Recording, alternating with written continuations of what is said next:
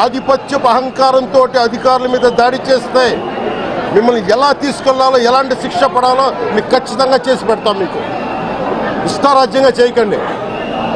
అహంకారంతో నడినెత్తి కళ్ళు నెత్తికెక్కాయి మీకు. ఈ ప్రభుత్వం చాలా త్రికరణ శుద్ధిగా అందరం కూర్చొని మేము కలిసికట్టుగా ఉన్నాం. ఇక్కడ ఇది కూటమి ప్రభుత్వం, ఇది వైసీపీ ప్రభుత్వం కాదు. ఇది ఇష్టారాజ్యంగా మీరు చేస్తారంటే కామ్గా కూర్చునే ప్రభుత్వం కాదు. మీకు ఎలా చేస్తే, ఎలా నియంత్రిస్తే మీకు కిందకు వస్తారో మేము చేస్తాం. మీరు గాల్లో విహరిస్తూ ఉన్నారు.